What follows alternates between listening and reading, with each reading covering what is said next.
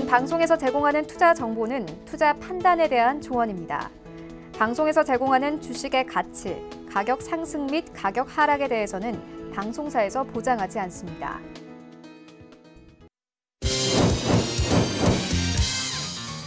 네, 오늘의 주요 헤드라인 소식입니다. 트럼프 미국 대통령이 이란에 대한 강력한 추가 제재 행정명령에 서명했습니다.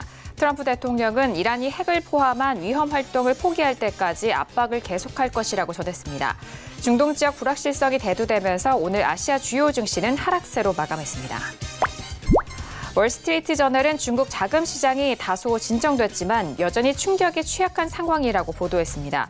중국 금융 시스템의 기반인 레포 시장에서 지난주 후반 1개월물 레포 금리가 3.17% 떨어진 가운데 전문가들은 금융기관에 대한 중앙은행의 거래 통제로 인해 현재 상황이 더욱 좋지 않다고 평가했습니다. 스위스 금융그룹인 UBS는 오는 28일 열리는 G20에서 미중 무역 협상이 타결되지 않는다면 세계 경제는 침체를 향해 갈 것이라고 분석했습니다. UBS 카프티엔 이사는 무역 갈등이 더욱 악화될 경우 세계 증시를 20%까지 끌어낼 수 있다며 소재주가 가장 취약한 주가 될 것이라고 전했습니다.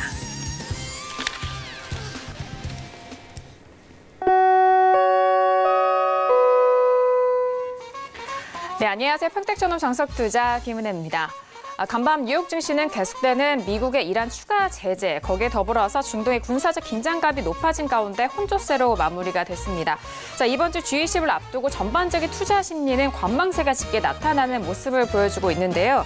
오늘은 우리 증시를 비롯한 아시아 주요 증시도 일제히 하락하면서 마무리가 된 상황입니다. 자, 오늘 우리 증시를 살펴보시면은 코스피 지수는 약보합으로 마감이 됐습니다. 장 후반에 외국인의 수급이 매도로 도산 가운데 선물 시장에서는 계속해서 매수 포지션을 유지를 하고 있는 상황인데요. 한편 코스닥 시장에서는 1% 넘는 하락으로 마무리가 됐는데 코스피 대비 부진한 모습으로 오늘장 마무리가 됐습니다.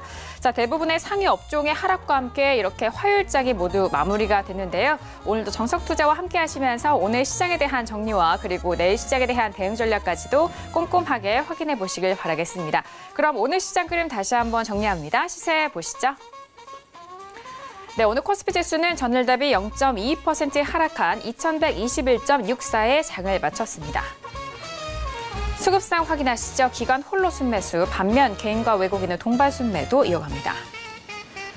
코스피 시가총액 상위 종목 확인하시죠. 삼성전자는 연일 강보합권 마무리 속에서 0.22% 상승한 45,600원에 SK하이닉스는 연일 하락으로 이어가면서 0.30% 빠진 66,700원에 장을 마쳤습니다.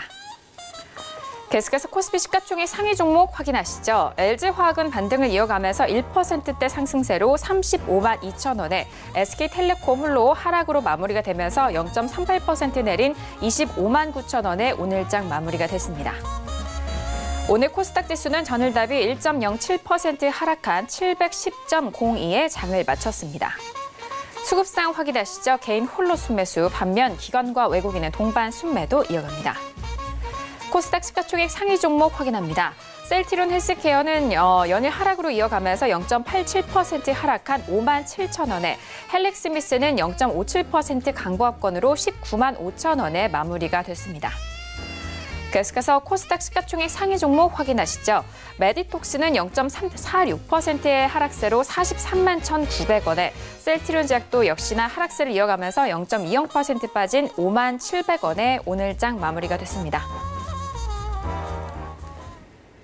네, 본격적으로 화요일장 정석투자 시작합니다. 화요일 저녁은요, 봉추 선생님과 함께합니다. 봉추 선생님 안녕하세요. 네, 안녕하세요. 네, 반갑습니다. 자, 오늘 우리 시장 같은 경우에는 현선물 쪽에서 모두 좀 부진한 모습을 보여줬는데 일단은 외국인의 수급을 잘 살펴보셔야 된다라는 어제장의 전망이 있었습니다. 오늘 외국인이 연일 또 매수로 포지션이 들어오고 있고 또 앞서서 말씀드렸지만 간밤 뉴욕 증시 일단 이란에 대한 중동 긴장감이 계속해서 불거지고 있는 상황인데 이런 다양한 부분도 어떻게 보실까요? 네, 사실 복합적으로 좀 좋지 못한 그런 흐름이 아닌가 생각을 합니다. 미국과 이란 쪽의 어떤 흐름은 그동안 쭉 있어왔던 그런 흐름 아니겠습니까? 그래서 그런 것들이 불안감으로 작용했다 그렇게도 볼 수가 있을 것 같은데요. 전반적으로 지금 지수대가 높아요. 그렇다 보니까 이런 반응이 조금 나온다 그렇게 볼 수가 있겠는데요. 아직까지는 그런 것들로 인해서 시장이 뭐 크게 위축되거나 그런 흐름 정도는 아닌 것 같습니다. 미국 시장만 보더라도 잘 버티는 흐름이 나오지 않습니까?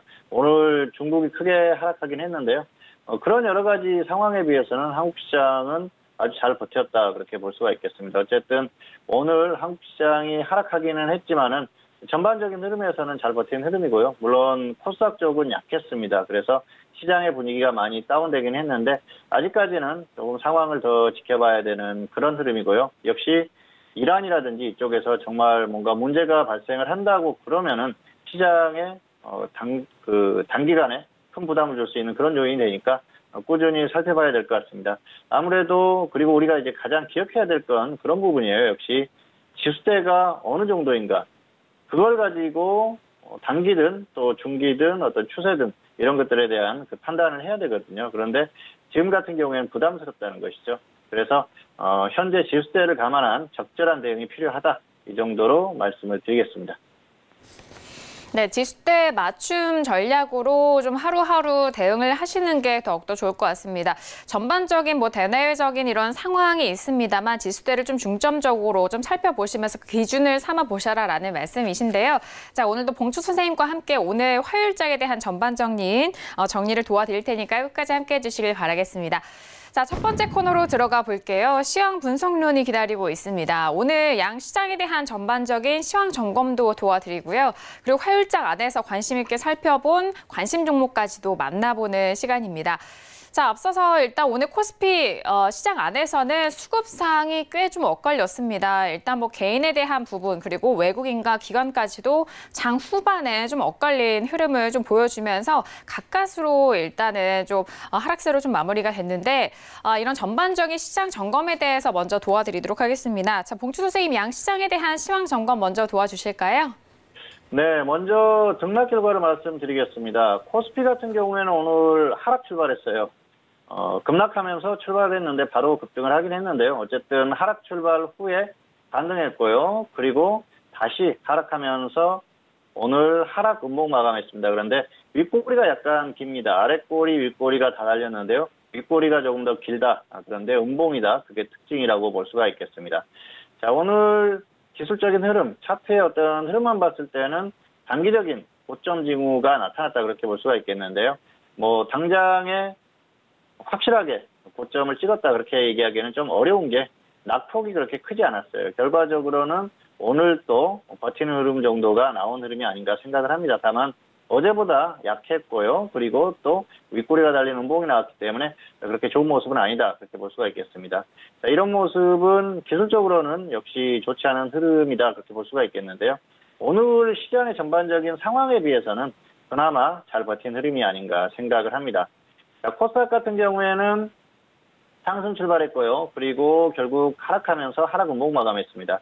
코스닥은 오늘도 굉장히 약했어요. 그래서 지금 모양을 보면은 장대 양봉 같은 그런 모습도 보였는데 낙폭이 그렇게 크지는 않았습니다.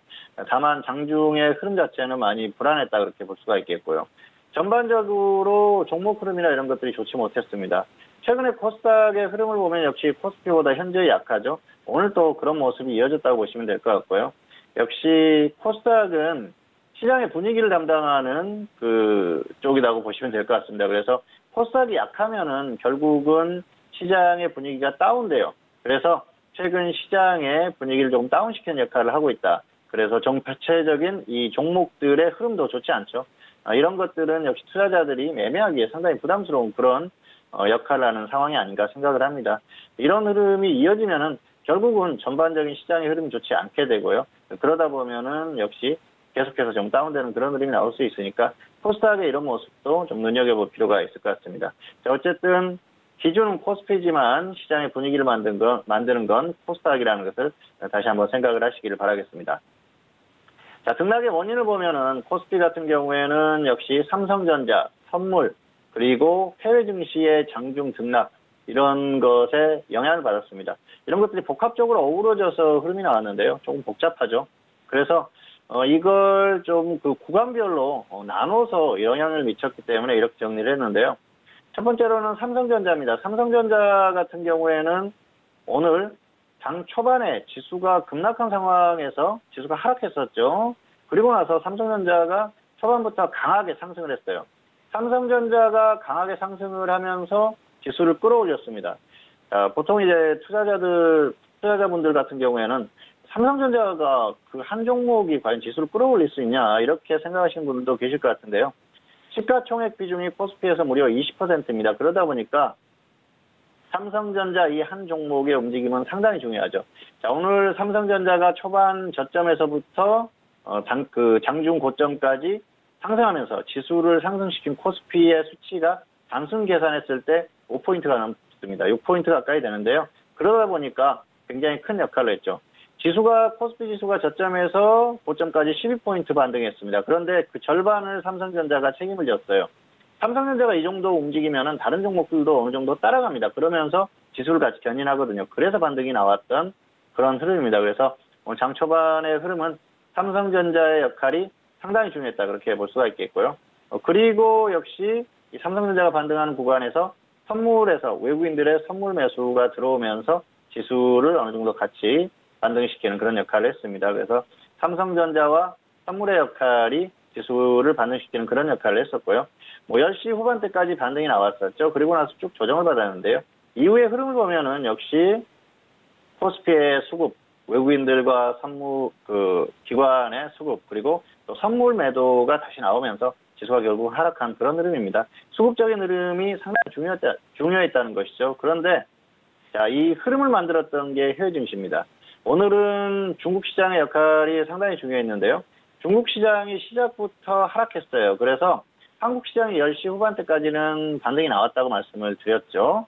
자, 그 흐름에서 중국 시장이 시작을 했습니다. 중국 시장 같은 경우에는 한국 시간으로 10시부터 시작을 하죠. 초반에 하락했을 때는 크게 흔들림이 없었는데 결국은 중국 시장이 급락하니까 영향을 받을 수밖에 없다는 것이죠. 중국은 계속해서 중국 시장이 하락하면서 오늘 거의 2% 가까이 하락했지 않습니까? 그러면서 시장을 압박하는 그런 요인이 됐습니다. 그러면서 미국 선물도 약해졌고요. 그러다 보니까 한국 시장의 수급적인 흐름도 좋지 않았었다는 것이죠. 자, 이런 전반적인 흐름 자체가 시장의 오늘 흐름을 만들었습니다. 다만 중국 시장이 장중에 낙폭이 굉장히 컸던 거에 비하면은 그나마 좀 한국 시장은 잘 버텼고요. 장 막판에 중국 시장이 조금 다시 회복하는 흐름을 보이니까 그래서 조금 회복하는 흐름이 나왔다. 그렇게 볼 수가 있겠습니다. 오늘은 전반적인 흐름에 있어서 중국 시장의 역할이 굉장히 중요했습니다. 해외 증시, 미국 선물 이런 것들도 중요하지만 오늘은 중국 시장의 역할이 컸다. 그렇게 보시면 될 것 같고요. 이런 것들이 수급적으로 나타났다는 것이죠. 어쨌든 오늘은 해외 증시의 영향을 상당히 크게 받았다. 그렇게 말씀을 드릴 수가 있을 것 같습니다. 자, 특징적인 부분을 말씀을 드리면은 코스피 같은 경우에는 4대 업종이 버티는 흐름에서도 지수가 하락했다는 것을 볼 수가 있겠는데요.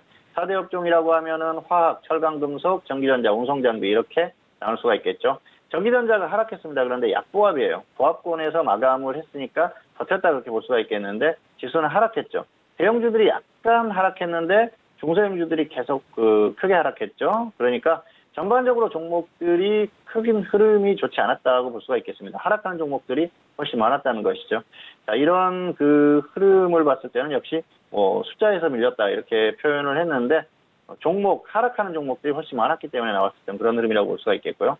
코스닥 같은 경우에는 오늘 암호화폐 테마주들이 강했습니다. 비트코인이 1,300만 원을 넘어갔어요. 그러면서 비트코인 강세에 따라서 비트코인 관련한 암호화폐 테마주들이 강한 흐름을 보였어요.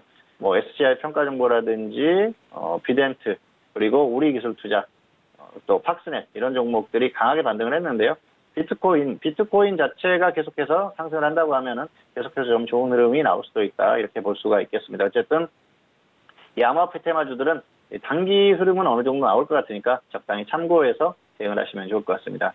자, 시장에 대해서 다시 한번 말씀을 드리면요. 지금 추세에 대해서는 역시 추세적인 흐름은 좋지 않은 흐름이 나오고 있습니다. 그렇지만은 단기 반등이 조금 나왔죠.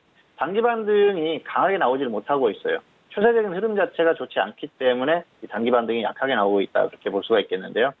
다만 시장이 이렇게 추세적으로 좋지 않은 흐름 속에서도 단기 반등은 나올 수 있다는 것입니다. 어쨌든 추세적인 흐름이 불안하다는 게 포인트라고 할 수가 있겠는데요. 한국 시장을 둘러싼 전반적인 흐름 자체가 좋지 못합니다. 그동안 외국인들의 자금이 빠져나갈 수 있는 그런 흐름들도 있었죠. 뭐 MSCI 지수의 포트 구성을 다시 한다든지 또 그것과 별개로도 외국인들이 계속 매도하는 그런 흐름들이 나왔었기 때문에 추세적인 어떤 흐름에 있어서는 좋지 않은 흐름일 가능성이 상당히 높고요. 미중 무역 분쟁이나 여러 가지 다양한 요인들이 있죠. 이런 것들이 전반적으로 어우러져서 좋지 못한 흐름을 나오고 있습니다. 다만 단기적으로는 해외 증시가 급등하는 이런 상황에서 일종의 선물 세력이 지수를 끌어올리는 그런 역할을 했었고요. 해외 증시가 급등을 할 때 한국 시장이 적당히 따라가는 건 정상적인 흐름입니다. 그래서 최근에 나오는 반등은 정상적인 흐름이다. 그렇게 보시면 될 것 같고요. 다만 어떤 기술적인 흐름이나 또 여러 가지 수급적인 흐름 이런 것들을 봤을 때는 어느 정도 좀 한계를 느끼는 그런 구간이다. 이렇게 볼 수가 있을 것 같습니다. 하지만 단기적인 흐름은 조금 더 상황을 지켜봐야 될 그런 흐름이고요. 기술적으로 한계를 느끼는 흐름이지만은 수급적으로 완전히 무너지는 그런 흐름이 나오면서 지수가 확실히 꺾이는 흐름이 아니기 때문에 아직까지는 조금 더 지켜볼 만한 상황이 아닌가 생각을 합니다. 다만 역시 보수적인 관점은 유지를 하자 이렇게 결론을 내릴 수가 있을 것 같습니다. 화면 잠깐 보시겠습니다. 자, 코스피 지수죠. 코스피 지수는 오늘 하락 음봉 마감했다고 말씀드렸습니다. 윗꼬리가 약간 길죠. 그러면서 3일째 음봉이 나오고 있어요. 그러다 보니까 약간 좀 불안한 흐름이 나오고 있죠. 그리고 최근 이 고점 부분에서 오늘 종가가 가장 낮습니다. 역시 흐름상으로는 좋지 않다는 것이죠. 그래서 차트의 이런 모습, 모양 이런 것들만 봤을 때는 단기적으로 단기 고점을 기록할 수 있는 그런 모습이라고 볼 수가 있겠습니다. 다만 이 고점하고 그렇게 그 거리가 크지가 않아요. 그러다 보니까 뭐 아직까지는 확실한 확인이 됐다 그렇게 보기는 어렵죠.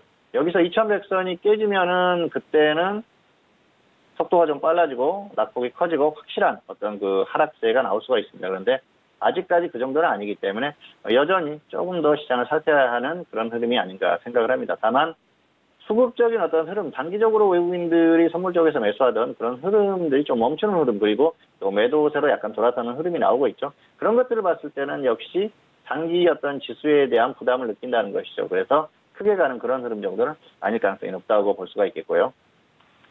자, 코스닥 지수는 오늘 확실하게 밀렸죠. 확실하게 조정을 받으면서 이제는 어느 정도 좀 흐름이 결정이 되는 그런 흐름이 아닌가 생각을 합니다.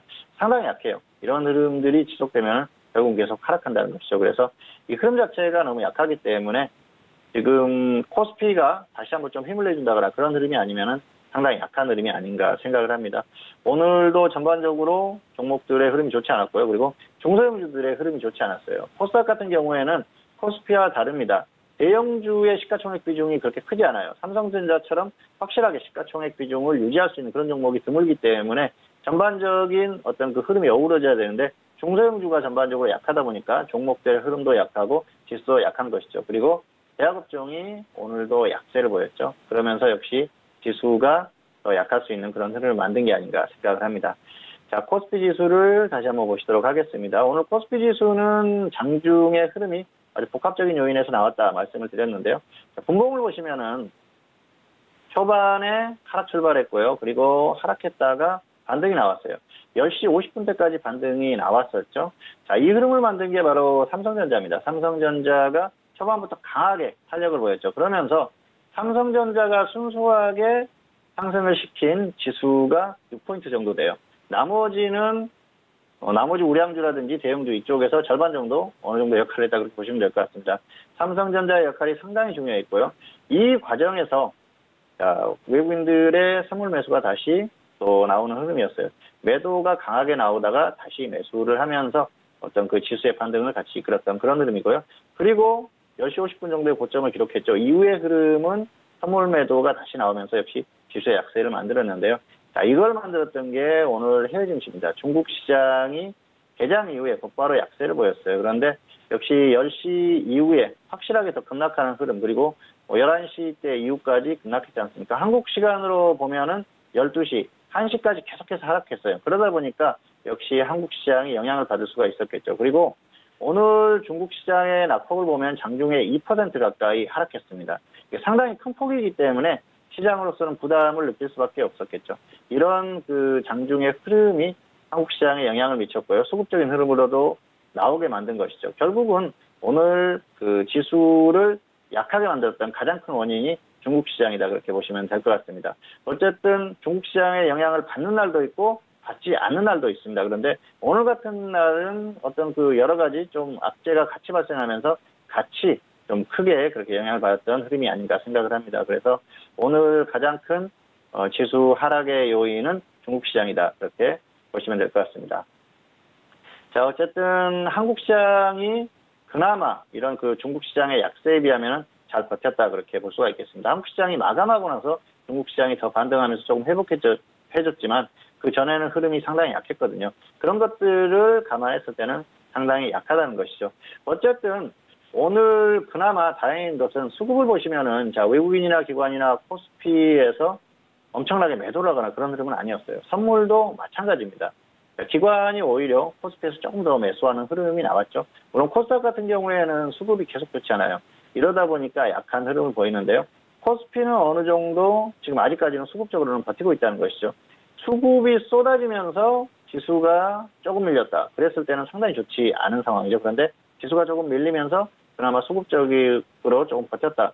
그렇기 때문에 아직까지는 확실하게 이 지금 현재 상황이 확실하게 밀린다. 그렇게 보기는 아직까지는 어렵습니다. 다만 그동안의 수급의 추세적인 흐름을 봤을 때는 역시 외국인들의 매도세가 지속되고 있다는 것을 알 수가 있겠죠. 그리고 기관이 매수하면서 버티던 흐름이 조금 이제 주춤하는 그런 흐름이에요. 그러다 보니까 단기적인 어떤 한계에 온 게 아닌가 생각을 합니다. 자, 그리고 해외 증시나 이런 것들과 비교했을 때는 한국 시장이 정상적이었다면 최소한 2,300선 이상은 가야지 정상적인 흐름이 아닌가 생각을 합니다. 그런데 현재 약해요. 그렇다고 봤을 때는 해외 증시가 강하게 가더라도 약할 수밖에 없다는 걸 알 수가 있겠죠.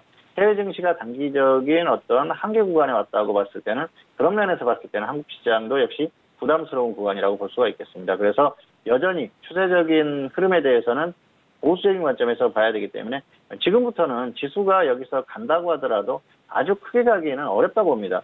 그런 상황을 봤을 때는 역시 대응 자체는 좀 보수적인 관점을 유지하면서 대응을 해야 되지 않나 그렇게 생각을 합니다. 어쨌든 오늘 한국 시장의 하락은 중국 시장의 영향을 크게 받았고요. 하락했지만 그나마 잘 버텼다. 이 정도로 오늘 시황에 대한 설명을 마치도록 하겠습니다. 네, 오늘 양 시장에 대한 시황 점검 먼저 도와드렸습니다. 코스피 지수 같은 경우에는 하락 출발한 이후에 하락으로 좀 마무리가 됐는데요. 기술적으로 고점 징후에 대한 부분 다시 한번 좀 자세하게 설명을 해드렸습니다. 더불어서 코스닥 지수 같은 경우에는 상승 출발한 이후에 하락으로 마감이 되는데요. 기술적으로 반등 고점에 대한 완성 흐름을 다시 한번 좀 설명을 해드렸습니다. 그리고 구체적으로 살펴보시면은요, 일단 코스피 시장 안에서는 삼성전자의 하락과 그리고 선물과 해외 증시의 등락 이런 전반적인 복합적인 요인이 작용했다라고 구체적으로 분석을 해드렸고요. 코스닥 시장 안에서는 중소형주의 약세 흐름과 그리고 제약주들이 특히나 좀 약세 지속을 하면서 지수에 대해서 좀 하락 견인했다라는 점까지 말씀을 드렸습니다. 그리고 최근에 암호화폐 관련돼서 비트코인이 최근에 가격대가 1,200만 원대를 돌파를 하는 상황입니다. 비트코인 강세 원인에 따라서 암호화폐 테마가 좀 최근에 급등 흐름을 이어가고 있다는 점까지 참고해 주시길 바라겠습니다. 자, 이렇게 양 시장에 대해서 전반적인 시황 점검 도와드렸고요. 그렇다면 오늘 시장 안에서 관심 있게 살펴보신 관심 종목도 만나보도록 하겠습니다. 자, 오늘은요, 카카오와 일진 머티리얼즈를 꼽아주셨는데요. 오늘 카카오 같은 경우에는 3% 넘게 상승을 하면서 13만 500원에 마무리가 됐습니다. 그리고 일진 머티리얼즈 같은 경우 역시 3% 넘게 4% 가까운 상승 속에서 37,150원에 마무리가 된 상황인데요. 자, 두 가지 관심 종목에 대해서도 구체적인 분석 들어보도록 하겠습니다. 봉추 선생님 어떻게 보실까요? 네, 카카오와 일진 머티리얼즈. 카카오 같은 경우에는 일단 최근에 흐름이 굉장히 강하죠. 보유자는 홀딩 후에 매도하시기 바라고요. 미보유자는 관망하시기 바랍니다. 보유하지 않는 분들 같은 경우에는 지금 굳이 접근할 필요가 없어요. 왜 그러냐면 가격적인 메리트가 전혀 없습니다. 지금 단기적으로는 역시 상승할 만큼 충분히 상승을 했고요. 그렇기 때문에 무리해서 접근할 필요가 없겠죠. 다만 보유하신 분들은 단기 흐름이 강하게 나오고 있기 때문에 조금 더 끌고 가보자는 것이죠. 혹시 꺾였을 때는 정리를 해야겠죠. 그런데 또 반등을 하면 조금 더 끌고 가도 무리가 없는 그런 흐름이 아닌가 생각을 합니다. 그리고 오늘 탄력이 워낙 좋았기 때문에 내일 이후의 어떤 흐름을 보고 결정을 해도 크게 무리가 없을 것 같습니다. 카카오 같은 경우에는 최근에 이슈가 굉장히 많은 종목 중에 하나죠. 오늘 같은 경우에도 카카오뱅크에 대한 대주주 적격성 심사가 재개된다. 뭐 그런 이슈가 있었어요. 그동안 김범수 장 관련해서 뭐 안 좋은 그런 조금 그 이슈가 있었지 않습니까? 어쨌든 그런 부분이 해소가 됐다는 것이죠. 그러면서 호재로 작용하면서 반등을 했는데요. 카카오의 최근 흐름은 굉장히 좋습니다. 지수가 반등하면서 반등하기도 했고요. 그리고 최근에 실적이나 이런 부분들이 많이 좋아졌어요. 그리고 또 뭐 카카오 스토리에 그 광고를 배너 광고를 달고 뭐 그런 이슈도 있었지 않습니까? 전반적으로 흐름이 좋습니다. 주가의 흐름도 좋지만 기업의 흐름 자체가 좋다는 것이죠. 카카오 같은 경우에는 사실 그 다음과 합병을 할 때만 해도 엄청난 그 시너지 효과에 대한 기대감이 있었는데 사실 합병하고 나서 그런 제대로 된 흐름이 나오지 않았었어요. 그런데 최근의 흐름을 보면은 본격적으로 어떤 궤도에 오른 듯한 흐름입니다. 다양한 사업들을 하지 않습니까? 인터넷은행 관련한 사업도 하고요. 그리고 뭐 지금 그 택시업계하고 반발이 있었습니다만 뭐 카카오 택시라든지 다양한 이런 사업적인 구상들을 하는 것 같아요. 카카오라는 게 카카오톡이라는 이 어떤 그 굉장한 무기를 가지고 계속해서 사업적인 어떤 구상을 하는 것 같습니다. 새로운 그 사업 모델을 계속 창출하는 그런 흐름인데요. 이게 우리가 처음에 카카오톡이 나왔을 때만 해도 이 정도 흐름까지는 생각을 못했지 않습니까? 사실 카카오톡이 이렇게까지 전 국민들이 다 사용을 하고 이렇게 활성화될 거라고는 아마 생각을 하지 못했을 거예요. 그런데 결국은 이런 흐름을 만들었었죠. 아무래도 카카오 쪽에서 어떤 그 사업 방향을 제대로 잘 잡은 것 같습니다. 사실 그 처음부터 이 무료 메신저, 모바일 메신저라는 걸 무료로 하지 않고 어떤 그 과금을 하거나 했었다고 하면은 이렇게 사용하지 못했겠죠. 그런데 결국은 그런 것들을 전 국민들이 사용하게 하고 그리고 나서 이제 사업적인 흐름을 보인다는 게 굉장히 좀 잘 된 그런 방향으로 가는 게 아닌가 생각을 합니다. 그리고 라인이 경쟁 그 모델로서 나오고 있지만은 뭐 카카오톡이 워낙 또 그 압도적인 그런 그 흐름을 보이고 있죠. 그러다 보니까 역시 그 카카오의 이런 흐름들은 계속해서 유지될 가능성이 상당히 높다 그렇게 보고 있습니다. 그리고 다음 같은 경우에는 합병을 할 때 어쩔 수 없는 선택이었다고 생각을 합니다. 네이버를 따라잡을 수 없는 그런 흐름이었었기 때문에 결국은 잘 선택한 흐름이 아닌가 생각을 하고요. 그리고 이제 최근 들어서 이 두 기업이 합병한 어떤 그 시너지라든지 이런 것들이 조금씩 나오고 있는 게 아닌가 생각을 합니다. 장기적으로 봤을 때도 카카오의 기업의 어떤 흐름 이런 것들은 좋은 흐름이 유지될 가능성이 상당히 높다고 보기 때문에 기업의 그런 흐름에 대해서는 크게 걱정할 필요가 없을 것 같습니다. 뭔가 말도 안 되는 그런 그 확실한 그 큰 변수가 생기지 않는다고 하면은 역시 이런 그 사업의 확장성 이런 것들은 유지될 가능성이 높다고 봅니다. 다만 주가의 흐름은 조금 다른 문제죠. 주가가 기업의 흐름을 그대로 따라간다고 하면은 삼성전자 같은 경우에는 어마어마하게 상승을 해야겠죠. 그런데 그렇게 가지를 못하지 않습니까? 카카오도 마찬가지입니다. 기업적인 흐름이 좋아지고는 있지만 아직까지 이 주가가 정말 제대로 폭발할 만한 그런 그 상황은 아니라고 봅니다. 지금 같은 경우에는 역시 지수의 흐름이 가장 중요하다고 보고요. 그리고 지수의 흐름이 다시 어떤 그 안정적인 그 흐름이 됐을 때 그때 어떤 기업적인 흐름이 제대로 주가에 반영이 되지 않을까 생각을 합니다.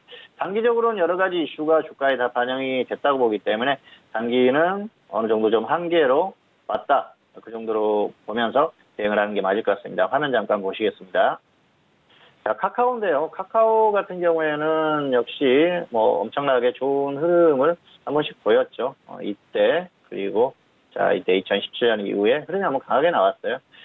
그리고 나서 확실하게 조정을 받았죠. 쭉 조정을 받았는데 추세적인 흐름입니다. 그리고 최근의 흐름을 보면은 역시 반등이 나올 때 흐름을 보면은 지수가 반등할 때 나온 반등이에요. 지수가 저점을 기록하고 반등할 때 같이 반등했고요.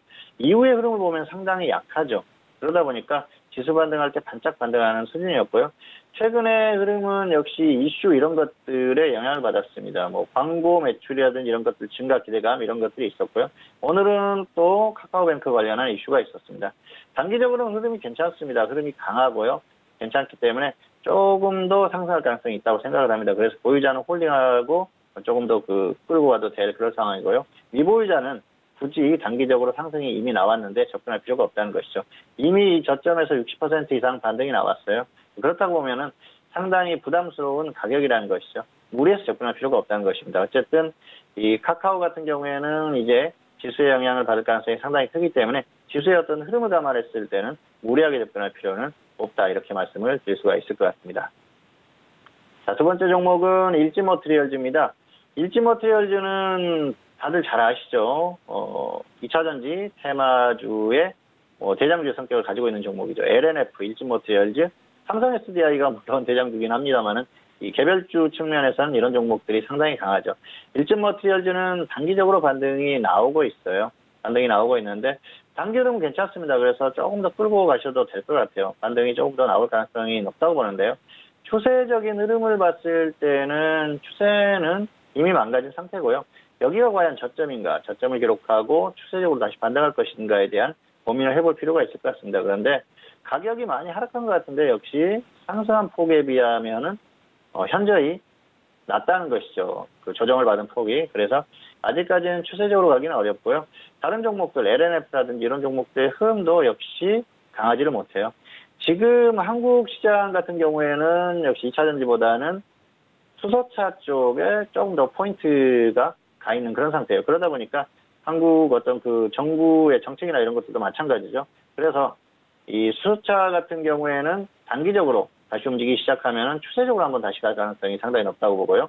2차전지 같은 경우에는 아직까지는 추세적인 흐름을 보이기는 멀었다, 그렇게 볼 수가 있겠습니다. 확실하게 다시 조정을 받으면 다시 한번 움직일 가능성이 있습니다. 그런데 아직까지는 추세적으로 보기에는 어려운 흐름이기 때문에 일단은 단기로만 대응을 하시는 게 좋을 것 같습니다. 그래서 보유자들도 조금 더 끌고 가서 매도하는 그 정도 단기로 보시는 게 맞을 것 같고요. 없는 분들은 조정을 받았을 때 단기로 짧게 접근해 보시는 건 충분히 가능하다고 봅니다. 가격 메리트가 확실하고요. 그리고 단기 반등하는 흐름이 있었기 때문에 조정을 받았을 때는 지수가 대폭 나가는 흐름만 아니면은 단기 반등은 충분히 나올 수 있기 때문에 없는 분들도 조정을 받았을 때는 단기로 한번 접근해 보는 것도 충분하다. 이 정도로 설명을 마치도록 하겠습니다. 네, 오늘장 관심 종목 두 가지 종목에 대해서 구체적인 분석 도와드렸습니다. 먼저 첫 번째 관심 종목은 카카오였습니다. 오늘 3% 넘는 상승으로 마무리가 됐는데요. 보유자는 조금 더 홀딩한 이후에 매도에 대한 의견과 그리고 미보유자는 현재 구간에서 관망에 대한 의견 주셨습니다. 자, 그리고 두 번째 관심 종목은 일진머티리얼즈였는데요. 오늘 일진머티리얼즈 역시나 3% 넘는 상승으로 37,150원에 마무리가 된 상황입니다. 보유자는 조금 더 홀딩한 이후에 매도에 대한 의견이고요. 미보유자는 현재 구간대에서 가격대 조정 시 단기 접근 가능하다라는 유효 전략 정리해드렸으니까요. 이 전략들 다시 한번 좀 참고하시면서 대응해 주시길 바라겠습니다. 지금 시각은 10시 34분 지나가면서 오늘 화요일장에 뉴욕 증시가 개장이 됐습니다. 개장 직후에는 소폭의 이제 광부업권에서 출발이 됐습니다만 워낙 좀 소폭 올라왔었던 상황 속에서 바로 또 하락으로 전환이 된 상황입니다. 현재는 좀 약보합권에서 움직이고 있는 상황인데요. 자, 앞서서 오늘 같은 경우에는 파월 의장의 대화를 좀 기다리고 있는 상황입니다. 일단 이코노미스트 닐 어원과의 인터뷰 진행을 할 예정인데요. 파월 의장과의 대화에서 미국 연방준비제도의 의장인 이 파월 의장에 대한 전반적인 이야기를 좀 시장은 기다리고 있는 상황입니다. 이전에 6월에 FOMC에서는 앞으로의 금리 인하 시사에 대해서 좀 발언을 한 만큼 앞으로의 금리 정책과 전반적인 통화 정책에 대해서 파월 의장은 이 인터뷰를 통해 어떠한 내용이 들려오는지 이 부분에 시장에 초점이 맞춰져 있다는 점 다시 한번 참고해 주시길 바라겠습니다. 자, 이어서 선생님 질문 있을 시간으로 넘어가 보도록 하겠습니다. 오늘도 다양한 질문들 많이 접수해 주셨고요. 첫 번째 질문부터 확인해 보도록 하겠습니다. 오늘의 첫 번째 질문은요. 끝자리 8537님의 질문인데요. 빅텍을 2,924원에 비중은 30% 질문 주셨습니다. 자, 오늘장 빅텍 종가 확인해 볼까요? 오늘은 보합권 마무리네요. 2,875원에 마무리가 됐습니다. 지금 매수가가 2,900원대여가지고 손실 구간이신데요. 자, 봉투수님 빅텍 어떻게 보실까요? 네, 학점은 B고요. 손절 마이너스 10%, 수익 30% 이상 이렇게 보시기 바랍니다. 마이너스 10%, 플러스 30% 이상 이렇게 대응하시기 바라고요. 매수를 잘하셨어요. 이 정도면 잘하신 겁니다. 그런데 시기적으로 약간 좀 애매한 시기죠. 지금 최근에 북한과 미국 쪽에서 다시 대화를 하려고 하는 그런 흐름 아닙니까? 그러다 보니까 이 대표적인 방위산업주죠. 방위산업주들이 조금 약세를 보이고 있는데요. 빅텍 같은 경우에는 뭐 가격 조정은 충분히 받았습니다. 그리고 북한 문제 같은 경우에는 변수가 많지 않습니까? 언제든지 또 문제가 발생할 가능성도 있고요. 그래서 이 정도면 한번 접근해 볼 만한 상황이 아닌가 생각을 합니다. 자, 차트 보시겠습니다. 2,924원인데요. 이 정도의 매수를 하신 것이죠. 기술적으로 보면은 역시 120선까지 이탈을 했고요. 그리고 고점에서 충분히 조정을 받았습니다. 이 정도면은 매수를 볼만 하다는 것이죠. 다만 여기서 하락하면은 손절을 해야 돼요. 왜냐하면은 지금 그 방위산업주들이 가지 못할 그런 상황이 계속 발생하기 때문에 하락했다고 보시면 될 것 같습니다. 그랬을 때는 정리를 하자는 것이죠. 다만 종목이 상승하면은 이 종목은 상승을 시작했을 때는 급등할 가능성이 높습니다. 그런 흐름을 봤을 때는 30% 이상 상황을 봐서 매도를 하자는 것이죠. 어쨌든 매수 가격이 나쁘지 않기 때문에 일단은 기준대로 대응을 해보시기 바랍니다. 손절가만 지키면서 상승했을 때는 30% 이상 자율적으로 매도를 해보시는 것, 뭐 이 정도면 충분하지 않나 생각을 합니다. 어쨌든 이 종목은 상승했을 때는 급등한다. 그것만 기억을 하시기를 바라겠습니다. 네, 빅텍에 대해서 진단해드렸습니다. 또 시기가 또 시기인 만큼 빅텍에 대해서 또 관심 있는 분들도 많으실 것 같은데요. 오늘의 진단을 통해서 빅텍 관심 있는 시청자분들께서도 앞으로의 전략 참고로 하시면 좋을 것 같습니다. 빅텍은 비학점 확인됐고요. 손절은 마이너스 10% 그리고 수익에 대해서는 30% 이상 대응 전략 말씀해드렸습니다. 한번 흐름이 나오면 좀 크게 나올 수 있는 가능성이 있는 종목이기 때문에 그 부분 잘 고려하셔서 참고해 주시길 바라겠습니다. 자, 이어서 다음 질문도 이어가 볼게요. 끝자리 324님의 질문이고요. 로스웰을 1,110원에 비중은 35% 질문이셨습니다. 자, 오늘장 로스웰은요, 1% 넘게 빠지면서 1,095원에 마무리가 됐습니다. 거의 매수가 근처인 상황이에요. 손실 구간이시지만. 네, 로스웰 어떻게 보실까요? 네, 학점은 A고요. 손절 마이너스 10%, 그리고 수익은 플러스 20% 이렇게 보시기 바랍니다. 뭐 특별하게 엄청난 모멘텀 있는 종목은 아니고요. 단기 이슈로 움직였던 종목이에요. 커넥티드카 관련 사업 그런 소식이 있었는데요. 어쨌든 이슈가 있었기 때문에 움직임이 다시 한번 나올 가능성은 있습니다. 매수는 잘하셨어요. 차트 보시겠습니다. 자, 매수 여기에서 하셨는데요. 뭐 이 정도면은 충분히 잘하신 거죠. 단기에 그 급등이 나왔었던 상황이고요. 이전의 흐름도 나왔었죠. 그리고 최근에 이 흐름이 있었기 때문에 이 정도 조정을 받았을 때는 접근해볼 만하다는 것이죠. 최근에 중국 관련주들이 조금 움직임도 있었고요. 그리고 이 종목 같은 경우에는 이슈도 있기 때문에 이 정도 매수는 잘했다 볼 수가 있겠습니다. 다만 하락하면은 손절은 하자는 것이죠. 계속 빠지는데 들고 갈 필요는 없습니다. 손절하시기 바라고요. 반등이 나와주면은 20% 정도는 충분히 나올 수 있으니까 그 정도 대응하시면 될 것 같습니다. 손절 마이너스 10%, 수익 플러스 20% 이렇게 대응하시기 바라겠습니다.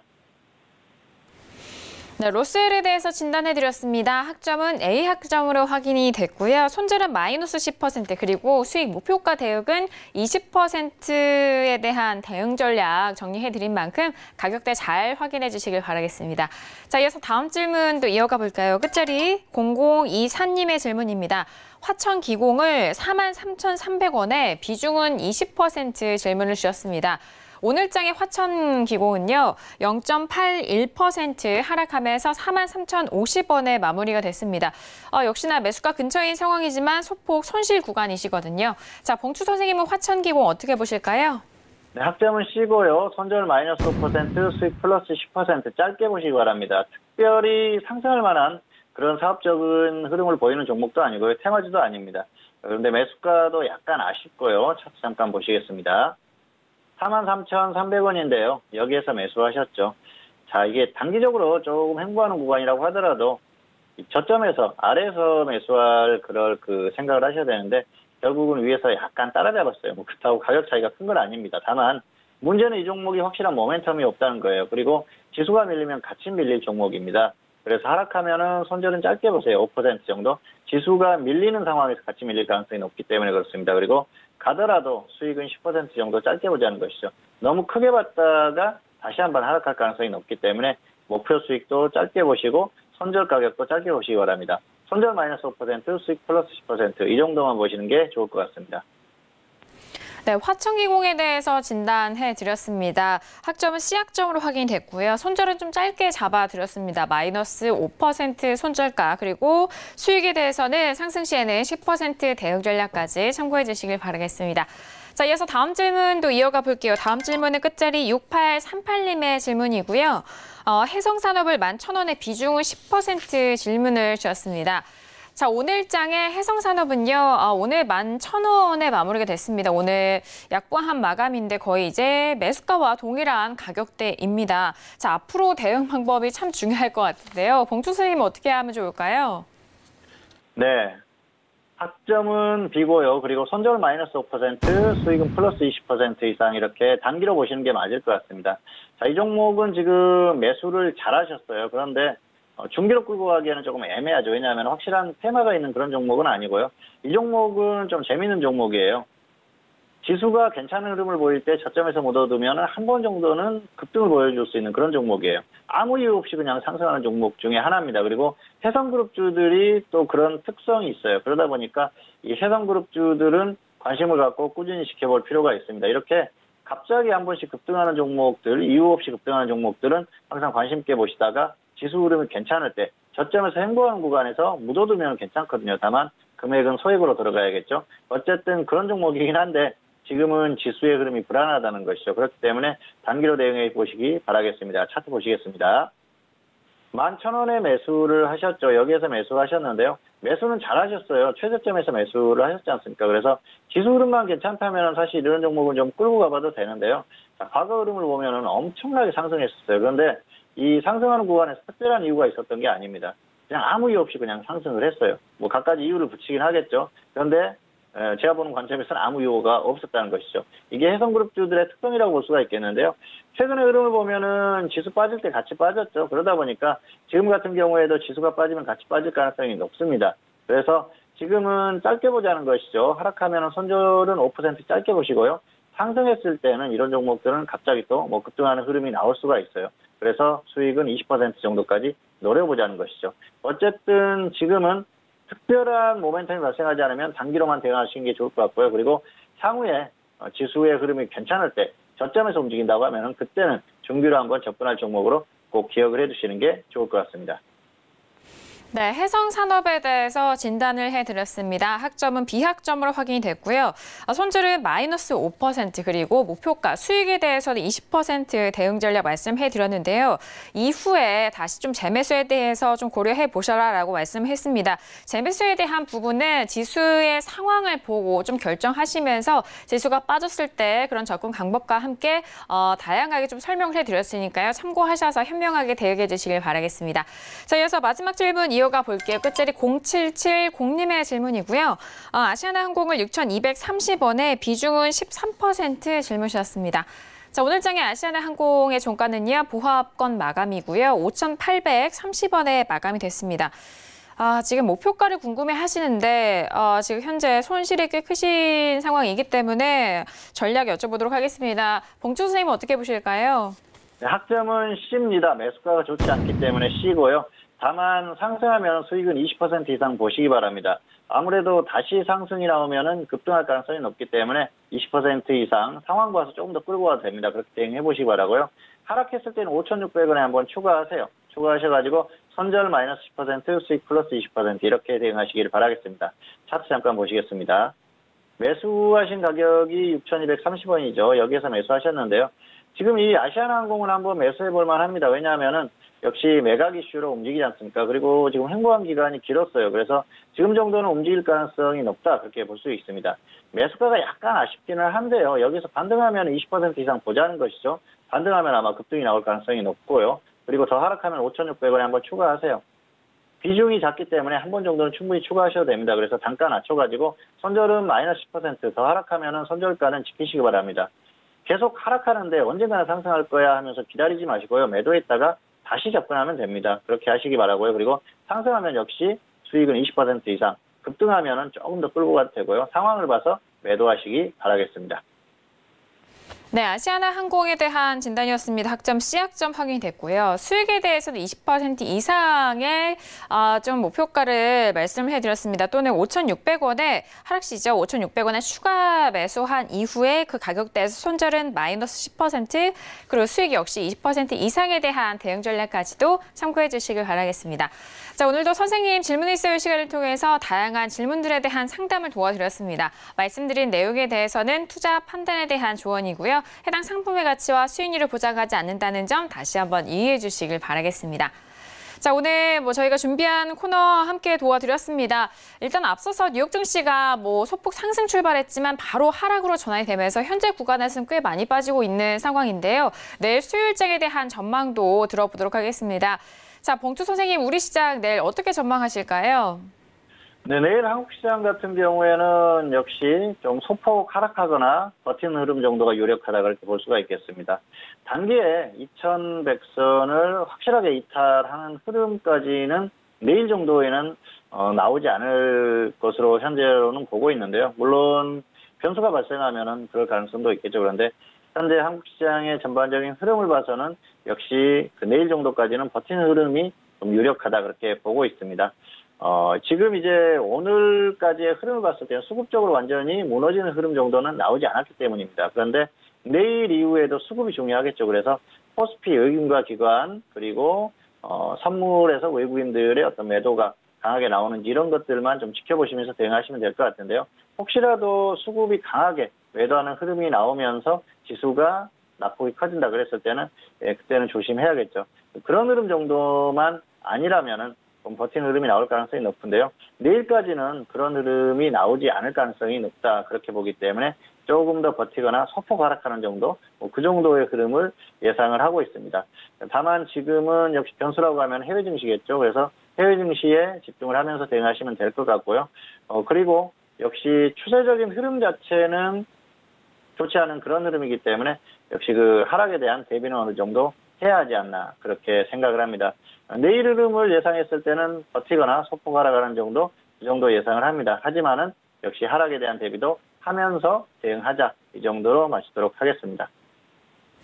여전히 내일 시장까지도 좀 버티는 흐름이 예상이 된다라는 말씀이십니다. 그 안에서 소폭의 좀 하락을 예상을 하시고요. 역시나 해외 증시에 대한 변수가 남아있기 때문에 관련 지어서 잘 살펴보시면서 대응해 주시길 바라겠습니다. 그리고 앞으로 있을 하락에 대비하는 그런 준비도 하셔야 되겠다라는 말씀까지 들어봤습니다. 자, 오늘 봉추 선생님과 함께 했는데요. 함께 해주신 봉추 선생님과는 여기서 인사 나누도록 하겠습니다. 오늘 말씀 감사합니다. 감사합니다. 네, 오늘 저희가 준비한 소식과 내용은 여기까지입니다. 저희 정석투자 방송은요, 서울경제TV 홈페이지를 통해서도 다시 확인할 수가 있으니까요. 많은 활용해 주시길 바라겠습니다. 그럼 저희는 내일 이 시간에 다시 돌아오도록 하겠습니다. 함께해 주신 여러분, 오늘도 고맙습니다.